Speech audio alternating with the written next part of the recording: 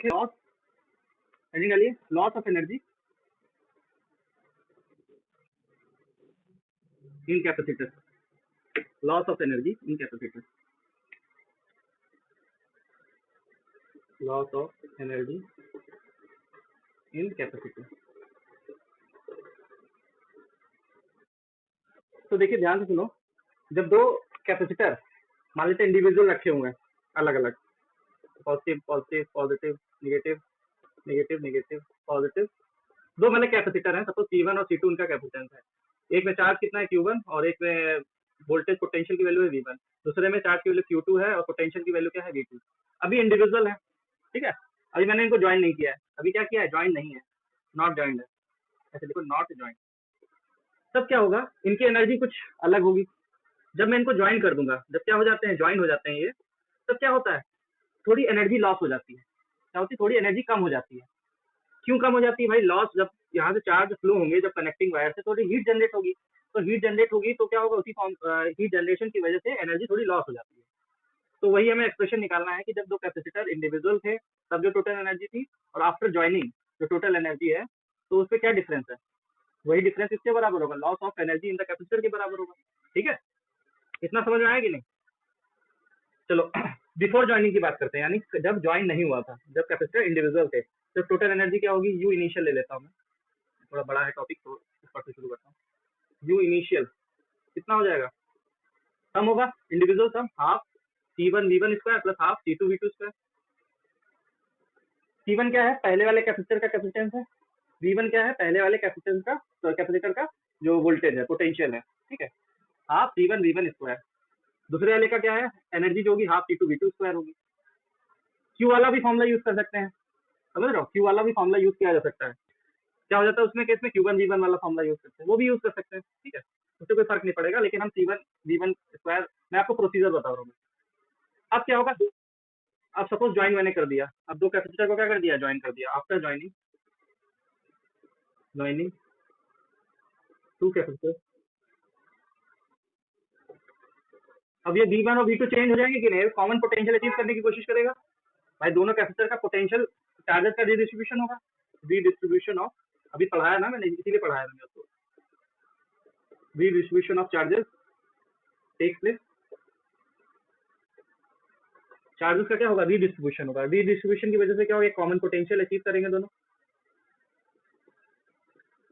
Common potential को B में मान लेता हूँ, रिप्रेजेंट कर रहा हूँ, इसका फॉर्मूला क्या होगा, total charge upon total capacitor, total capacitance, total charge upon total capacitance. Total charge की वैल्यू क्या होगी, Q1 plus Q2, total capacitance की वैल्यू क्या होगी, C1 प्लस C2।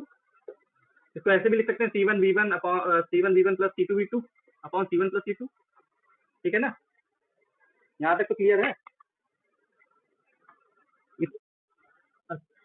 अब मैंने क्या किया, ज्वाइन कर दिया, दोनों कैपेसिटर्स को क्या कर दिया, ज्वाइन कर दिया। अब क्या होगा, अब यू फाइनल, उनकी एनर्जी कुछ और हो जाएगी, तो मैं इसका नाम दे रहा हूँ, जो टोटल एनर्जी है यू फाइनल। तो टोटल एनर्जी क्या होगा, पहले वाले कैपेसिटर का एनर्जी प्लस दूसरे वाले कैपेसिटर की एनर्जी, तो क्या हो जाएगी, half C1 V square, C1 change नहीं होगा, कैपेसिटर थोड़ी चेंज हो जाएगा, क्योंकि मैं साइज थोड़ी चेंज कर रहा हूँ, C1 V square plus half C2 V square, इसका भी पोटेंशियल वही है, इसका भी पोटेंशियल वही है, तो ये क्या हो जाएगी वैल्यू, थोड़ा इधर लिख, क्या हो जाएगी वैल्यू, यहाँ से मैं V कॉमन ले सकता हूँ, तो क्या हो जाएगा, half C1 plus C2 V square लिखा जा सकता है इस तरीके से, बिल्कुल लिखा जा सकता है, half C1 plus C2, V को क्या लिख सकते हैं, वाला फॉर्मूला यूज कर सकते हैं, C1 V1 plus C2 V2 का whole square upon C1 plus C2 का होल स्क्वायर, V स्क्वायर की जगह आपने वैल्यू रखी है वाली, तो क्या कैंसिल आउट हो जाएगा, C1 plus C2 cancel out हो जाएगा, तो बचेगा क्या formula, C1 V1 plus C2 V2 का whole square upon C1 plus C2, this will be the final energy of the capacitor after joining. ठीक, आफ्टर ज्वाइनिंग करने के बाद ये हो गया, ठीक है। अब लॉस ऑफ एनर्जी कैसे निकालोगे भाई बताओ, लॉस ऑफ एनर्जी क्या होगा, इनिशियल की थोड़ी एनर्जी ज्यादा होगी, फाइनल की थोड़ी कम होगी, तभी तो लॉस हुआ, पहले ज्यादा थी बाद में कम हो गई, तो एनर्जी लॉस हुई कि नहीं, अगर पहले कम होती बाद में ज्यादा हो जाती एनर्जी गेन होता, तो यहाँ पे एनर्जी लॉस का एक्सप्रेशन हमें निकालना है ना, दैट मीन्स एनर्जी लॉस क्या हो जाएगी, लॉस ऑफ एनर्जी का फॉर्मूला क्या हो जाएगा,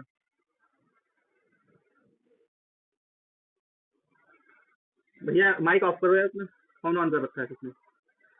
you initial minus you final, जो इनिशियल एनर्जी है माइनस फाइनल एनर्जी, तो क्या हो जाएगा? इनिशियल एनर्जी कितनी है? ये वाली है, half C1 V1 square plus half C2 V2 square minus half, ये वाला फॉर्मूला यूज करना है, half C1 V1 plus half C2 V2 का whole square upon C1 plus C2।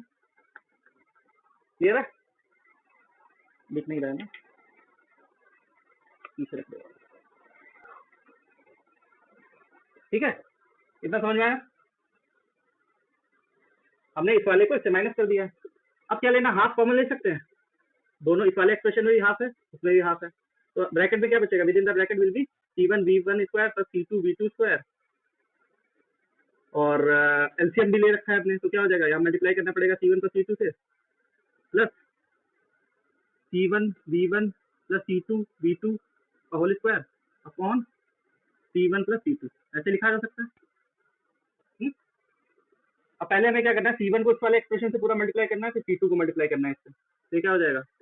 Simple सा मैथमेटिक्स अलजेब्रा, तो क्या हो जाएगा? C1 square V1 square C1 plus इस वाले C1 को इससे मल्टीप्लाई करो, C1 C2 V2 स्क्वायर, फिर C2 को मल्टीप्लाई करो, C1 C2 V1 स्क्वायर, फिर इसको इससे मल्टीप्लाई करना है, plus C2 square V2 square.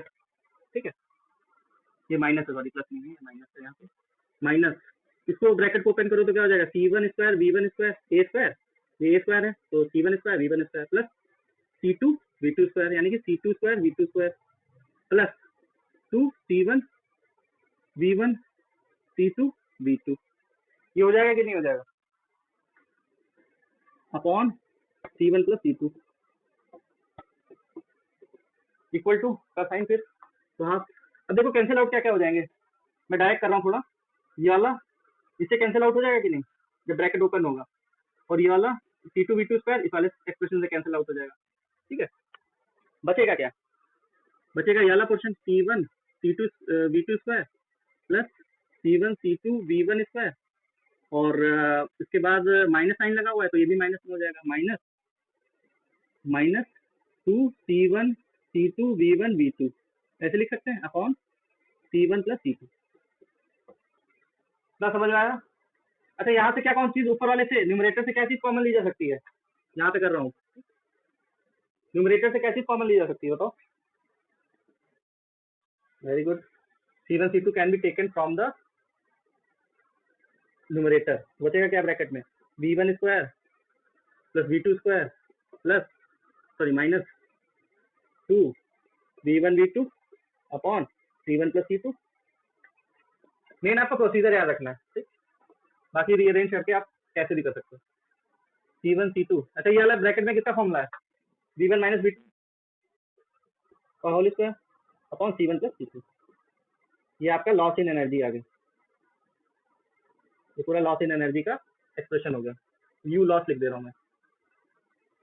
अच्छा, यहाँ पे अगर गौर करो, चाहे V1 बड़ा हो V2 से, चाहे V1 बड़ा हो V2 से, या फिर V1 छोटा हो V2 से, लगा क्या ऊपर हुआ है? स्क्वायर, तो हमेशा ये चीज वैल्यू कैसी आएगी? पॉजिटिव आएगी कि नहीं? ये पूरा एक्सप्रेशन हमेशा कैसा आएगा?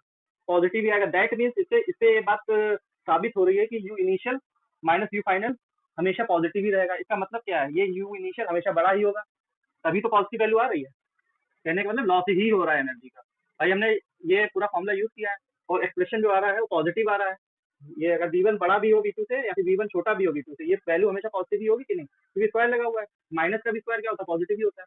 यानी U initial always will always be greater than U final. That means there will always be a loss of energy when two capacitors are joined by a thin wire. जब भी कभी कैपेसिटर ज्वाइन कर लिए जाते हैं तो heat की form में एनर्जी लॉस हो ही जाती है। ठीक है, उसका फॉर्मूला ये होता है। इतना समझ में आ गया होगा मेरे ख्याल से, इसको नोट डाउन कर लो।